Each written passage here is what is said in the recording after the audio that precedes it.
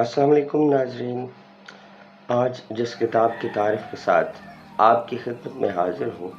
وہ کتاب ذوالفقار احسن کی مرتب کردہ کتاب ہے، جو حال ہی میں یعنی 2024 میں مکتبہ اسالیب سرگودا سے شائع ہوئی ہے۔ کتاب کا عنوان ہے نقد و نظر،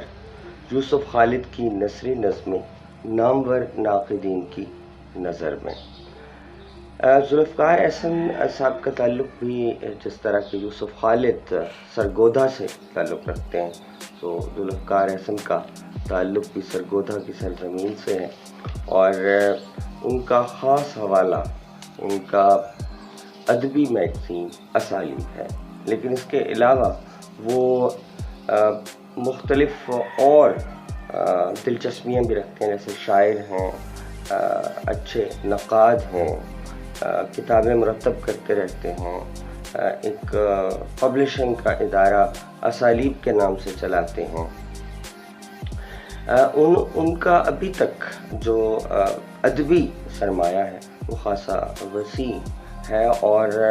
لگ بھگ میرا خیال ہے کہ 15 سے زائد کتابیں ان کی منظر عام پر آ چکی ہیں۔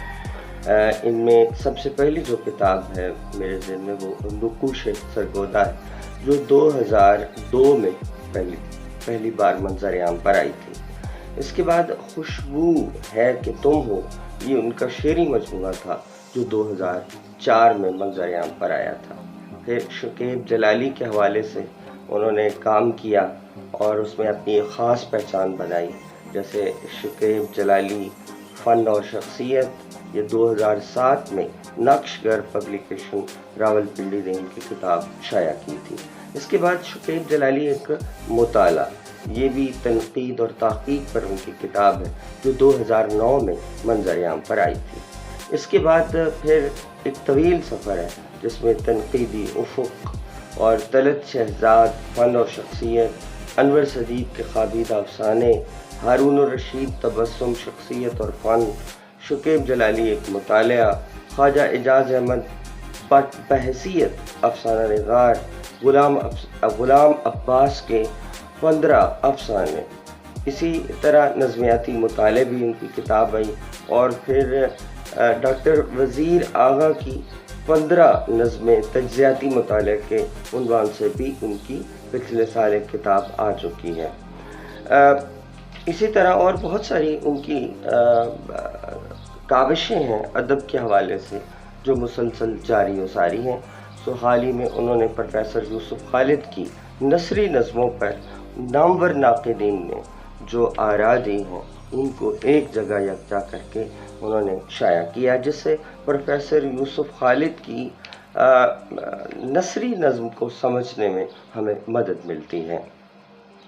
پروفیسر یوسف خالد بھی اپنی نوعیت کے ایک منفرد شاعر ہیں، اور پھر مختلف اصناف میں انہوں نے طب آزمائی کی ہے۔ انہوں نے غزل بھی لکھی ہے، نظم بھی لکھی ہے، قطعات بھی لکھے اور نثری نظمیں بھی لکھی ہیں۔ سو ان کی مختلف جہات ہیں، وہ اچھے محقق، مدرس اور شاعر ہیں، اور ان کا یہ سلسلہ جو ہے یہ 90s کی دہائی سے جاری ہے، اور اب تک لگ بھگ 3.5 دہائیاں جو ہیں وہ ادب کو وقف کر چکے ہیں۔ ان کی جو پہلی کتاب ہے وہ 1991 میں زرد موسم کا عذاب اس عنوان سے منظر عام پر آئی تھی۔ پھر ابھی آنکھیں سلامت ہیں 2009 میں، ہوا کو بات کرنے دیں، خواب سفر کا رستہ یہ بھی ان کی کتاب ہے۔ اسی طرح اسے تصویر کرنا ہے، قوس خیال، خوشبو، رنگ خوشبو میرا حوالہ ہے، سمے کا دھارا، خوابوں کے حاشیے پر، تہی دامن نہیں ہیں ہم، اور ایک کتاب وہ مرتب بھی کر چکے ہیں یونس خیال کی شاعری کے حوالے سے، تم محبت خرید لائے ہو۔ سو یوسف خالد بھی ایک متحرک شخصیت ہیں،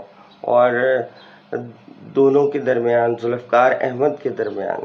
جو مشترک چیز ہے وہ ادب سے محبت ہے، لہٰذا ایک دوسرے سے محبت کا اظہار دونوں دوست اس خوبصورت انداز میں کرتے ہیں جو دوسروں کے لیے بھی مشعل راہ بنتا ہے۔ اس کتاب کے اندر مختلف ناقدین کے مضامین اس ترتیب سے یکجا کیے گئے ہیں کہ یوسف خالد کی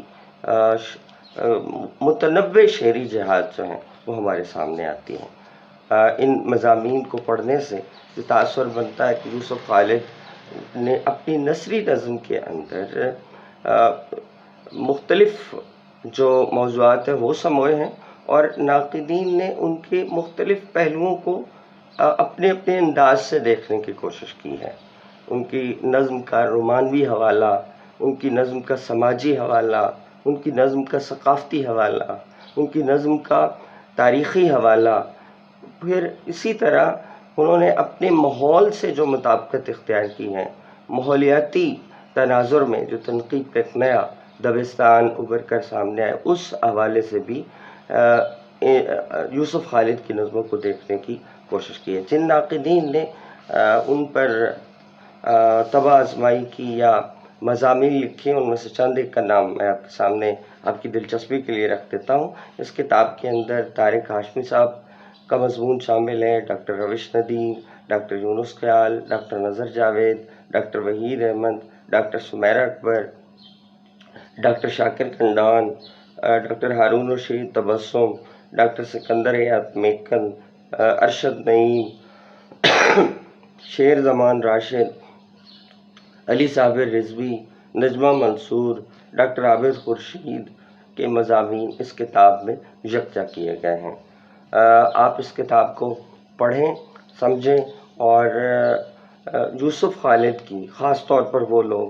جو ان کی نثری نظموں کو سمجھنا چاہتے ہیں، اس کو معرض تفہیم میں لانا چاہتے ہیں، ان کے لیے یہ کتاب انتہائی اہمیت کی حامل ہے۔ کتاب کے اوپر مختلف ہم عصر ناقدین کی آراء بھی موجود ہیں، جیسے اس کتاب کا جو بیک فلیپ ہے اس پر ڈاکٹر طارق ہاشمی کی رائے موجود ہے، ڈاکٹر یونس خیال کی رائے موجود ہے، ڈاکٹر روش ندیم کی، ڈاکٹر وحید احمد کی رائے بھی اس کتاب کے بیک فلیپ کے اوپر موجود ہے۔ آپ اس کتاب کو مطبع اسالیب سے حاصل کر سکتے ہیں، اسے پڑھیے۔ یوسف خالد کی جہاد کو سمجھنے میں یہ کتاب انتہائی اہمیت کی حامل ہے۔ یہ پہلا کام نہیں ہے، اس سے پہلے ڈاکٹر یونس خیال بھی 1990 میں ان کی شاعری پر نقطے کے عنوان سے ایک کتاب مرتب کر چکے ہیں۔ پھر اس کے علاوہ ڈاکٹر عابد خورشید نے یوسف خالد کی تخلیقی جہاد کے عنوان سے 2016 میں ایک کتاب مرتب کی تھی۔ اب یہ تیسرا کام ہے ذوالفقار احسن کا کہ جو یوسف خالد کے اوپر لکھی جانے والی تنقید کو اکٹھا کر کے آپ کے سامنے لائے ہیں۔